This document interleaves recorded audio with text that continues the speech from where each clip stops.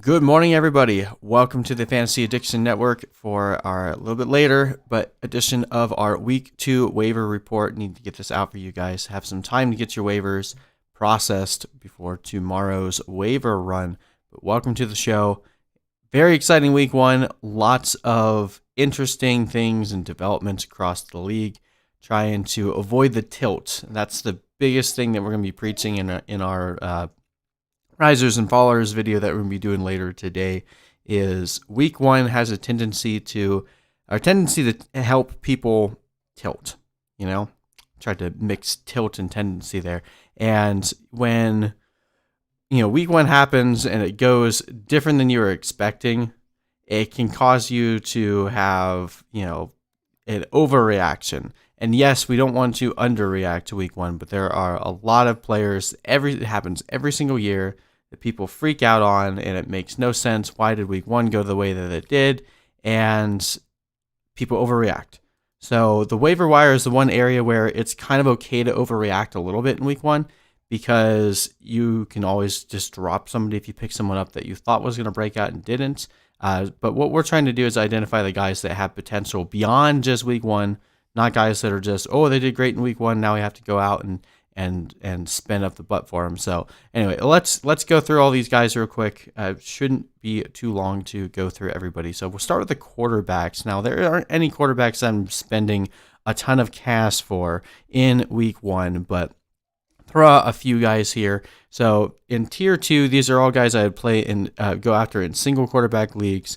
If you're disappointed with the quarterback options that you have, or you just want to have a streamer on the bench rather than having to play the waiver wire every single week, Ryan Tannehill is the number one guy for me this week. Last night threw 43 passes, which is something we wouldn't have ever expected him to do. 29 of 43 for 249 yards, 2 touchdowns, also 3 carries for 14 yards on the ground.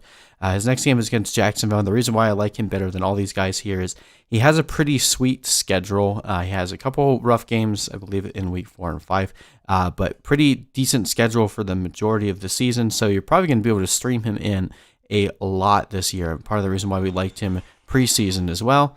And then Kirk Cousins, with the defense looking the way that it did yesterday or on Sunday, that team is going to have to throw the ball a lot more. And Kirk Cousins is a pretty good quarterback. People forget that because he's been playing with a team that just likes to run the ball so much. But I think Kirk Cousins could actually be used a bit more this season. 19 of 25, 259 yards, 2 touchdowns, and 1 interception. Also had 4 carries for 34 yards. So a pretty decent week. Gets to play Indianapolis next week, a team that just gave Gardner Minshew a 3-touchdown game, so it should be another good outing. That should be actually a high-scoring game.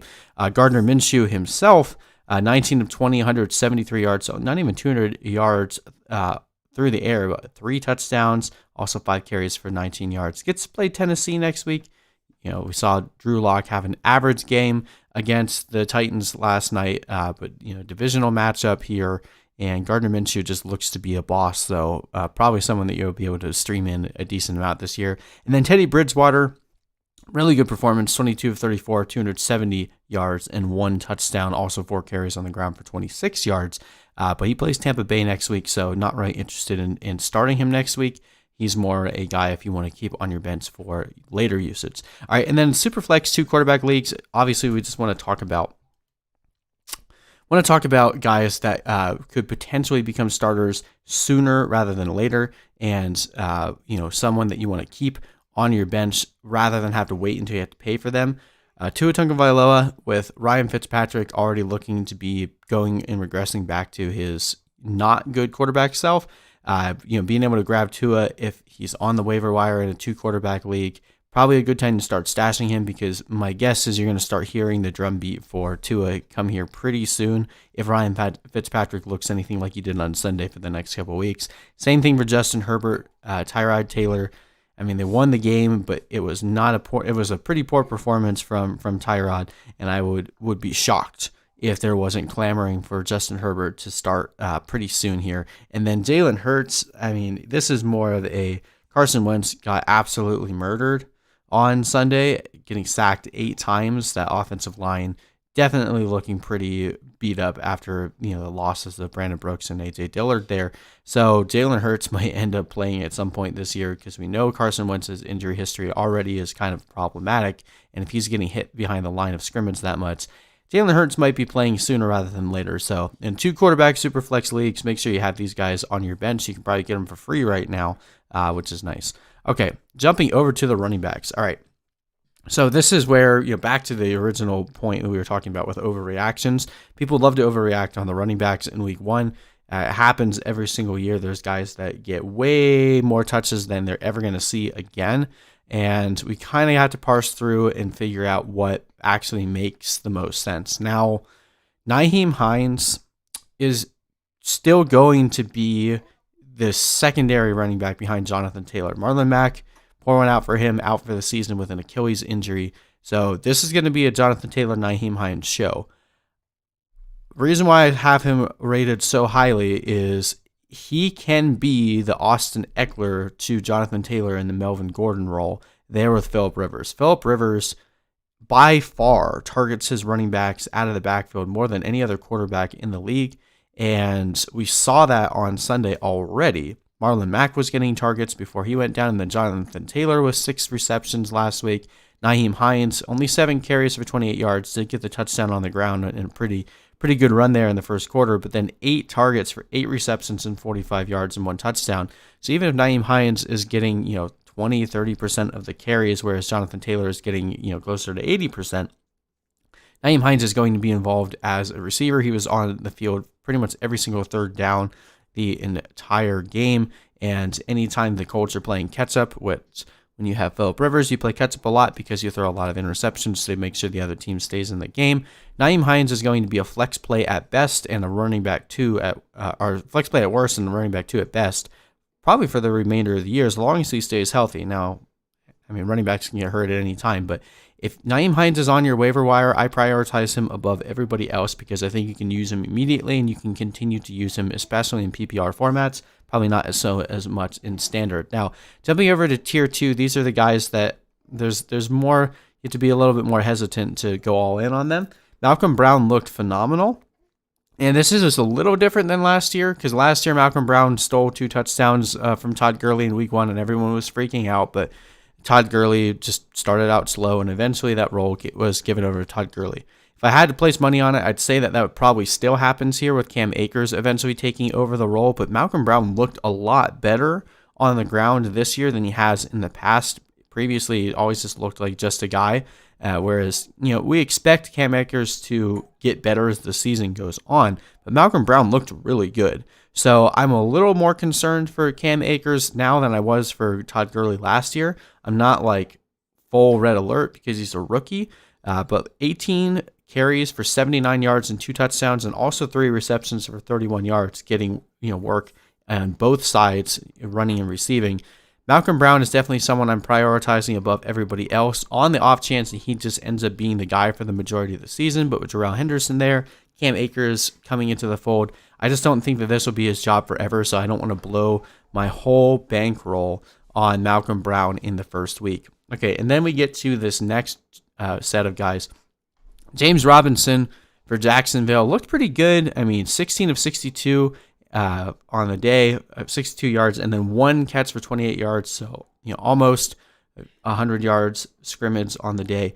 Was the only running back to receive carries in Jacksonville. This was a very low play total team on Sunday going against the Colts. Now, the Jaguars are probably going to be playing from behind a lot, and I would imagine Chris Thompson continues to be involved. And then also remember, Raquel Armstead is currently on the COVID list and will be back at some point. So I don't expect James Robinson to see 100% of the carries forever, but he looked decent. And, for a team that is going to be an interesting one to follow, if he's out there on the waiver wire, you have to pick him up. I just wouldn't go too crazy for him. And then Benny Snell. Benny Snell is probably going to be the name that people are overreacting to the most. So as the game went on yesterday with the Steelers and the Giants, the offensive line looked really bad. First quarter when James Conner was playing, and the first time Benny Snell touched the ball, he didn't look any better than James Conner. As the game went on, offensive line kind of got a little more cohesion to it, and Benny Snell looked good as he continued to play. So he had 19 carries for 113 yards and 0 receptions on 1 target. That's the more concerning part for Snell, is he's kind of a 0 in the passing game. But Benny Snell did look good on the ground, like much better than he did last year. Very explosive, very sharp, and I fear that he's going to be involved even with James Conner likely coming back. And that's the bigger story here, is we need to monitor how injured James Conner really is. He was on the sideline the whole game. It looked like he probably could have come back in, but it was more so the team deciding, hey, let's try to preserve the health of our guy. Going against the Giants, they didn't really fear that they needed James Conner to win that game, and they didn't. So I think Benny Snell is going to be sought after on the waiver wire this week. The only person that should be overspending for him is the James Conner owner or manager. Sorry, I guess we're changing phrasing, but whoever manages James Conner should be highly concerned, and we were preaching that from the beginning with James Conner, so hopefully you listened to me and grabbed Benny Snell, and this isn't even a concern for you. But if it is, and you manage James Conner, Benny Snell needs to be on your bench. Probably Anthony McFarland as well, because even though he didn't play this week, and we'll get to him in a second, we do expect him to have a more sizable role as the season goes on. So, but don't overreact to Benny Snell. Most likely James Conner is going to be back next week. And then they play the Broncos, who were very good at stopping the run yesterday. Derrick Henry looked pedestrian, against the Broncos. So I wouldn't be starting either of those guys next week if you can avoid it. And then Joshua Kelly looked really good on Sunday. So we'll see if he can continue to maintain a role there with Austin Eckler. Justin Jackson dealing with a quad injury. He may or may not be back next week, but I think Joshua Kelly definitely looked like the best pure inside runner there for the Chargers. So make sure you go after him, especially prioritize him if you have Austin Eckler, but I think you can use him even if you don't. All right, tier 3, these are the, we get to some of the more interesting stat lines here. Jerick McKinnon, obviously playing second fiddle to Raheem Mostert, but seems to have completely mitigated Tevin Coleman out of this offense. And we'll look to see if that trend continues. Only 3 carries on the ground, but 24 yards there, and 5 targets, 3 receptions for 20 yards and a touchdown. But he looked really sharp. He looked more like what we expected Jerick McKinnon to look like when he came to the 49ers 2 years ago. So, of course, assuming health, he's yet to really be able to pull together a full healthy season. But Jerick McKinnon looked pretty sharp on Sunday, and I would definitely want to stash him on my bench, especially if something happened to Raheem Mostert. He could end up being a league winner type, but I think he could end up giving you some flex value as the season goes on. Now, Chase Edmonds is still probably more of a pure handcuff, but he did show that he does have a role in this offense, even with Kenny and Drake there. Had 6 carries for 26 yards, also 5 targets, 3 receptions, 19 yards, and a touchdown. Pretty similar stat line to Jerick McKinnon there. And playing for a team that clearly is improved on offense, we saw Kyler Murray and DeAndre Hopkins just go absolutely nuts, beat the 49ers, and what's still a pretty good defense. Cardinals could actually be another one of those teams this year, like the Ravens, that just everything is more potent, with Kyler Murray just scrambling all over the place and keeping that offense alive. He looks really sharp, and I think you're going to want Cardinals on your team. If Kenyon Drake goes down, Chase Edmonds becomes a league winner, so he's hopefully he's already rostered, but if he's not, just try to sneak him onto your team if people are paying attention to these bigger names that had bigger stat lines in week 1. Chase Edmonds is someone that you do not want someone else to have, especially if you're the Drake owner. All right, and then, I said owner again, sorry, the Drake manager. All right, and then tier 4, these are guys that, if you are in deeper leagues and that you have bigger benches, or you're just looking for a few names that, all these other guys are gone. Anthony McFarland, I already mentioned to you, with James Conner already dealing with an injury. If that continues to worsen or it comes to the point that he's not playing anymore, McFarland will see the field. And although Benny Snell looked decent yesterday, Jalen Samuels looked garbage. And I know that Anthony McFarland was a healthy scratch yesterday, but he will be involved at some point. And you can probably get him for free right now. I would just keep him on the back of your bench in deeper leagues, just at the potential opportunity that he might receive because, again, Benny Snell doesn't really do much in the passing game, and Anthony McFarland could definitely have that role if James Conner misses any significant time this year. Corey Clement, not a guy that really got us excited. He didn't look good at all on Sunday, but if both Boston Scott and Miles Sanders are dealing with injuries, well, when we're just looking at the potential for what happens next, I mean, you got to take that into consideration. So you might be able to grab Corey Clement for free. And then Josh Adams with Le'Veon Bell dealing with that injury, not someone I'm excited to start, but these guys are probably people that should be rostered. Okay, jumping over to the receivers. Now, again, we have a clear-cut winner to me, and all these guys are pretty good, should be rostered. But Paris Campbell, 9 targets last week, was clearly the favorite receiver of Philip Rivers, and this is what we were hoping for from the beginning. Gone back and forth between actually projecting Paris Campbell higher than T.Y. Hilton all offseason. I don't think I ended up there at the end, but we were definitely higher on Paris Campbell than most people, and it showed out in Sunday why.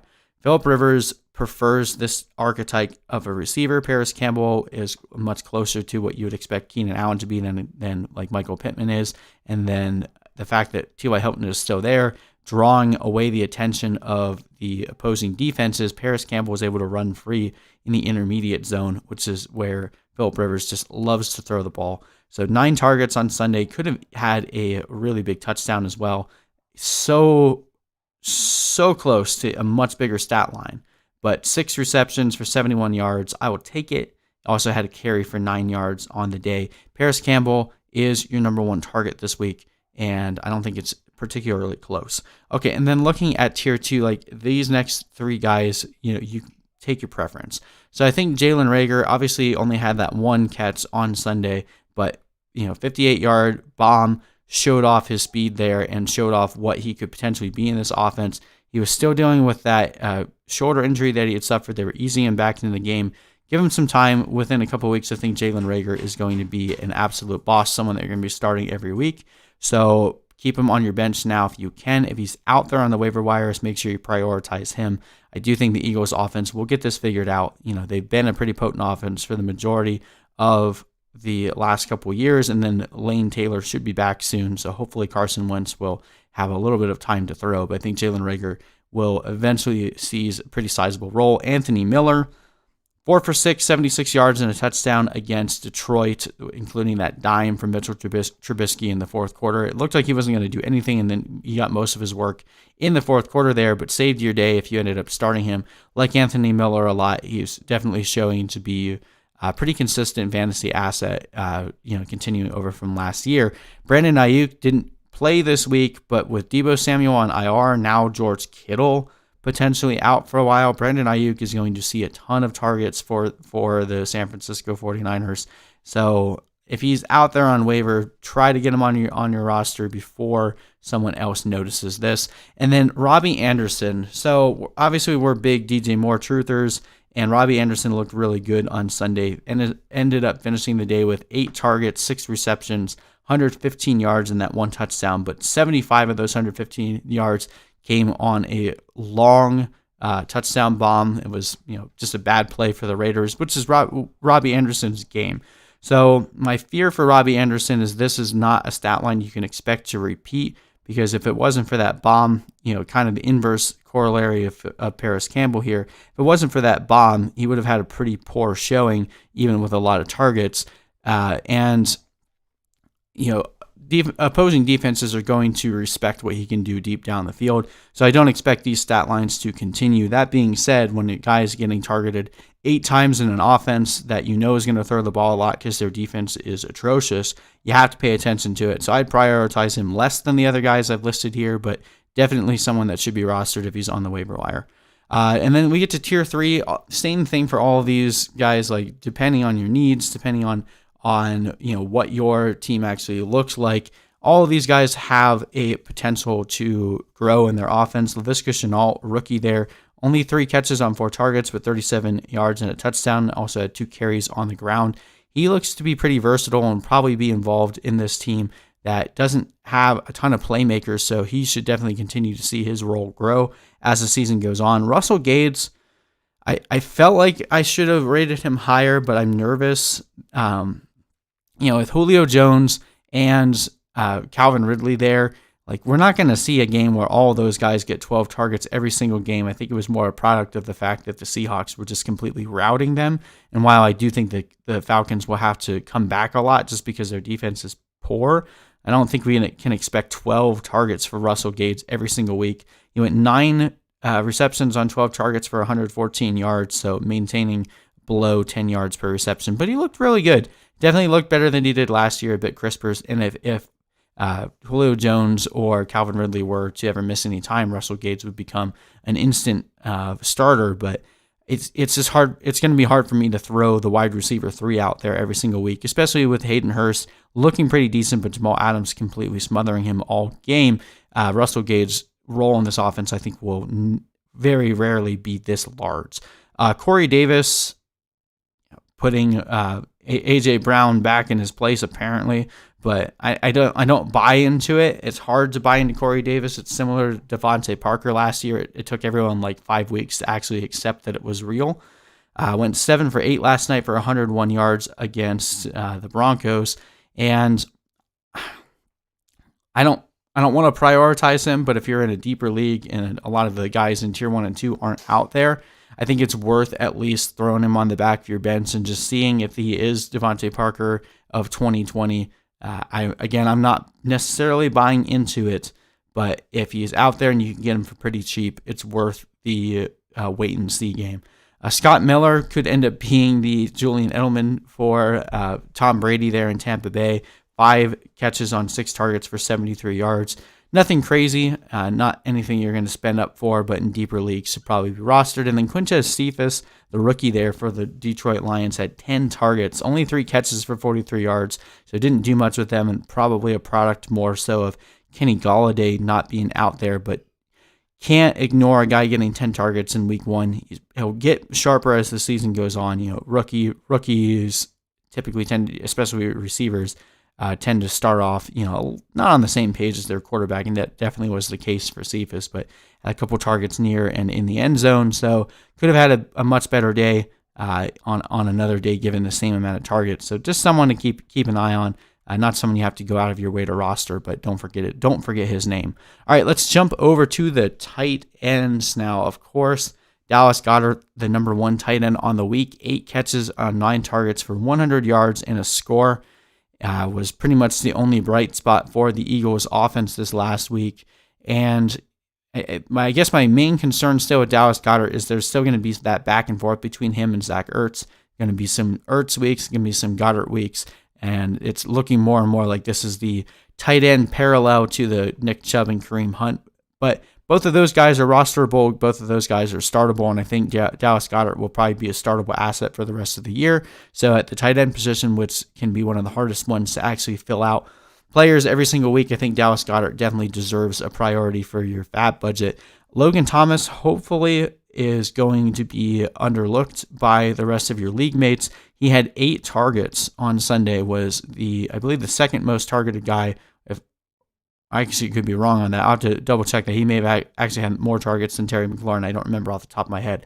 But Logan Thomas, 8 targets, only 4 catches, but 50 yards and a touchdown, was heavily involved. And, he'd been being talked up all camp and was looking really good. He could end up being the Darren Waller of this year, a guy that, took a while to break out, finally went to a team that is just devoid of other assets in the passing game. I mean, outside of Terry McLaurin, Steven Sims let us down. He didn't do much. This team needs playmakers, and I think Logan Thomas can definitely do it for them. So if Dallas Goedert isn't out there, you don't want to pay up for him. Try to see if you can sneak Logan Thomas onto the back of your bench. I think he's going to be usable more weeks than he's not, and definitely for, to seeing him for 1 week, I think we've seen enough to put him on the back of our bench. Okay, O.J. Howard. This one's tough because no one wants to roster O.J. Howard, especially how much he burned people last year, but he had 6 targets on Sunday, went 4 for 36 and 1 touchdown with Tom Brady in Tampa Bay going against the New Orleans Saints. They get to play Carolina next week, who were okay at slowing down Darren Waller last week, but O.J. Howard, definitely someone you're going to want to play the wait and see game on, but I think this will probably be the last week you can get him for really cheap if he does blow up next week. he is going to shoot up in value. So this would be the week I try to stash him on my bench. And then Greg Olsen, 4 for 4, 24 yards and 1 touchdown. Nothing crazy. Russell Wilson was spreading the ball around, but he does like to target his tight ends in the end zone. So if you're looking for a tight end that has potential to score touchdowns every week, I think Greg Olsen definitely is going to give that for you.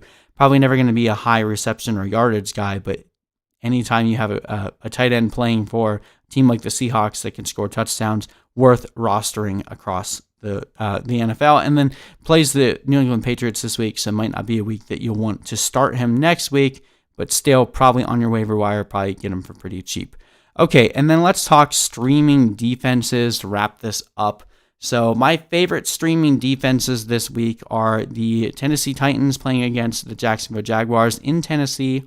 We've got the Rams going to Philadelphia, but with the way that the Eagles' offensive line was playing last week, Aaron Donald could absolutely destroy Carson Wentz and get a lot of sack and fumble points for your defense. Cardinals get to play the Washington football team, even though the football team won. This last week, the Cardinals on defense looked a little bit sharper and could definitely have a pretty strong performance there against Washington. And then the Buccaneers defense looked pretty stifling against the New Orleans Saints this last week. So I would like the Bucs against the Carolina Panthers with their somewhat shaky offensive line. We'll see if they can cause a few forced errors from Teddy Bridgewater there. So these are teams that are all about 50% managed or owned across leagues and Yahoo. So most likely teams that are out there on your waiver wire, these are some of the priority pickups I'd go after if you don't have some of the more top end options. But that is it, guys, for week 2 for the waiver report. We'll be getting back to you here with our risers and fallers report later tonight. But thank you guys for joining. Hit me up in the comment section with any questions below. Hope you survived week 1. Don't tilt. Be prepared. Week 2 is going to bring about a whole new slew of different information points that are going to completely contradict everything that we're thinking right now. So be ready for it. Thank you guys for watching. We'll see you guys in the next video.